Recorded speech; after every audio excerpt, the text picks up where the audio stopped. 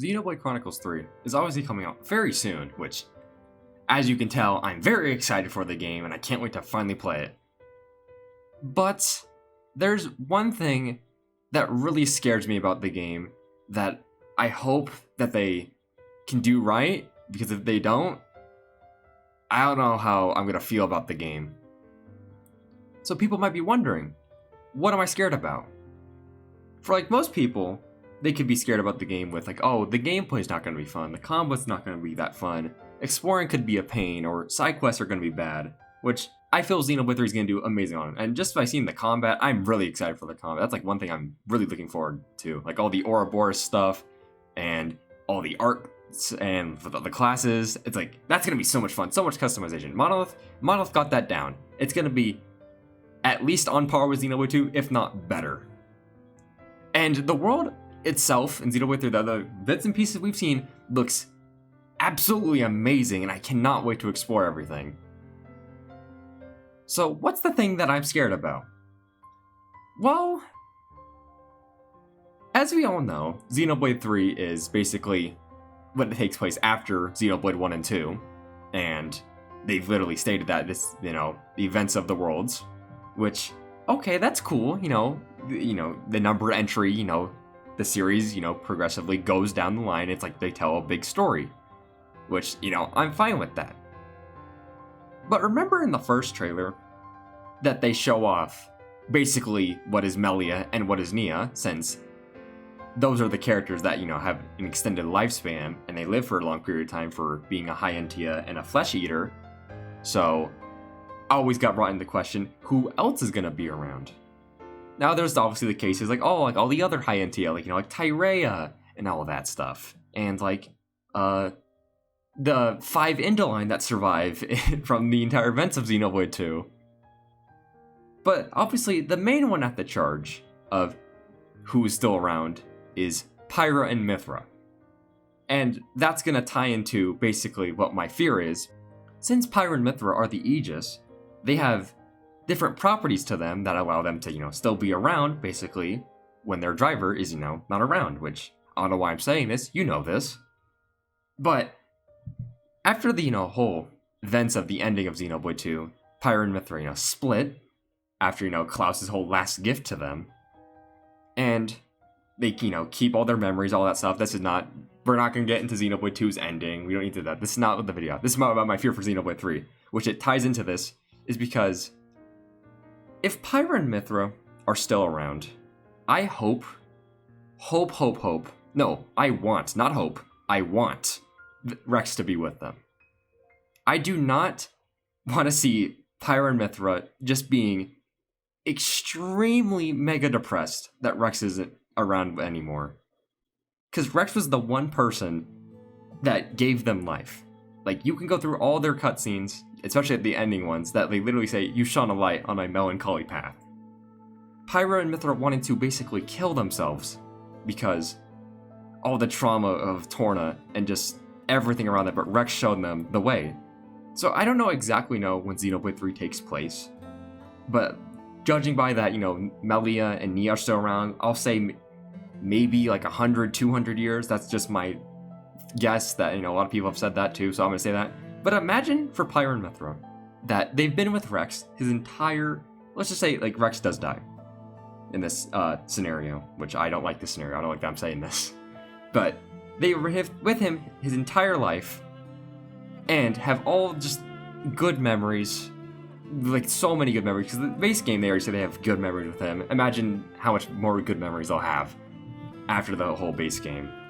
And that for him to die and for them to keep on living and just the person that they love the most and just be by themselves and just destroyed.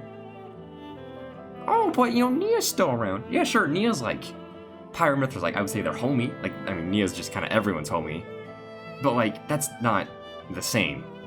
Another thing that, even to prove this point, that Pyra even states during Chapter 8, before the whole Indal disaster happens, that maybe one day I would like to close my eyes with someone special by my side. Sometimes I wondered why I have to keep on living forever.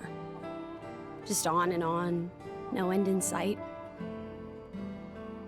But it's different now. I'm glad I've stayed alive all this time. Parting is always sad. But it's just part of the deal of being me. Though,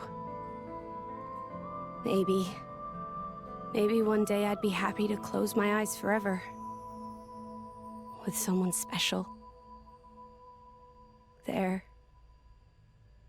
By my side. Pyra. So there is proof there. There's so much evidence there that, they want to be with him. Like, literally, last gift, one last you. Literally, just pay attention to the lyrics of one last you can tell. Because that's sung from their perspective. Alright, so I basically stated that, that's my fear. But there's two ways they can do this. There's two, things they can do to have this work out. Either A, they have Pyra and Mythra show up throughout the story with Rex, and, canonical reason that Rex can still be around. Aegis drivers get extended life. Amalthus states that in the story, that since he's an Indoline and an Aegis driver, it keeps him, looks very young, so he's, doesn't age that well. And even if Rex gets old, they can technically, since there's, two of them, I'm sure one of them, or, both of them as well, could, sacrifice half their core like they did in base Xenoblade 2 to keep him around.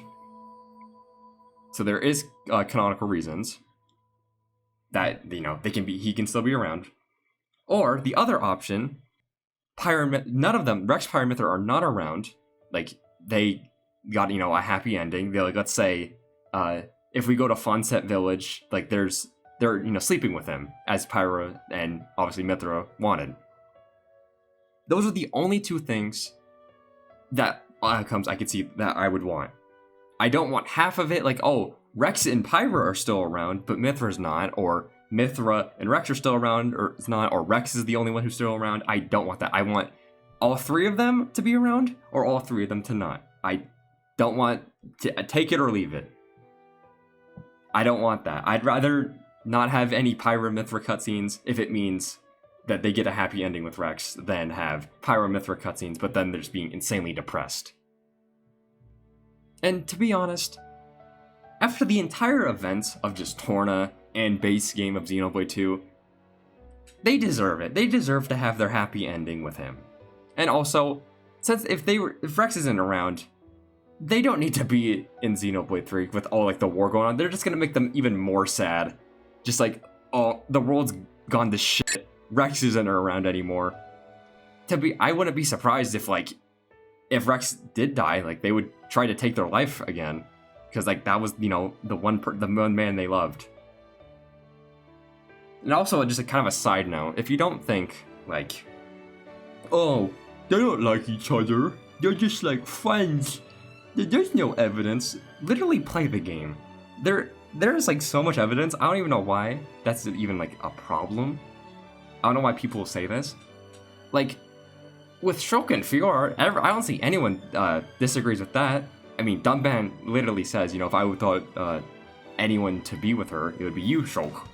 It's oh, they literally slap you with it. And also, the whole scene at chapter 13, I think that's the reunion chapter that Shulk and Fiora have. So that whole thing. But, sure, Xenoblade 1 kind of, I feel says it to you, but Xenoblade 2 just slaps you so many times. Just look. Even as early as chapter 2, you can tell. Chapter 3 has fighting for a special girl. Chapter 4 has Mythra's kind of not introduction, but Pyra states that she wanted to keep him safe. Chapter 5, literally the start that Pyra wants to go see Rex's hometown. I could say even all the more. The farther you go in the story, there's even more proof of all three of them. Literally, I love this world because you're in it is I feel the big one. Also, actually, no, One Last You is even the bigger one. Just the whole chapter, there's so much evidence. I don't even know why I went on this little side rant. I just thought I would just say this because this is it's about the three. Literally, my favorite characters of all time. They're all tied. I can't pick a favorite. Love the three of them. So yeah, to summarize, Monolith, please, I know the game's already made, but please, Takahashi, I hope you had the foresight to know that, like, let's give the three of them a happy ending. They're all around in Xenoblade 3 and they're, like, you know, chilling somewhere in Fawncett Village, just having a good time, or they're not and they all got a happy ending, they're, you know, resting together. That's the only thing I asked for. You could bring back Xenoblade 2 field skills, you could get rid of, like, you could bring back, it could be Xenoblade 1 combat. I would be like, oh, I'm kind of disappointed, but I would still have a good time with the game. This one thing, I feel like would just destroy me and just, I feel like, hurt me. I don't know how it would feel. Like, I don't know if I would really enjoy the game. I feel like I still, like, maybe would, but I would just be emotionally dead and, like, just sad. And I feel like I wouldn't be able to finish the game just knowing that. So, please, Takahashi, do them justice, please. This is our whole being. This is the power we were granted at birth. So, Rex, are you still sure you want this? Tell me, do you love this world? Yes. Mia, Deserta, and you, Rex. I love this world because you're in it. Well then,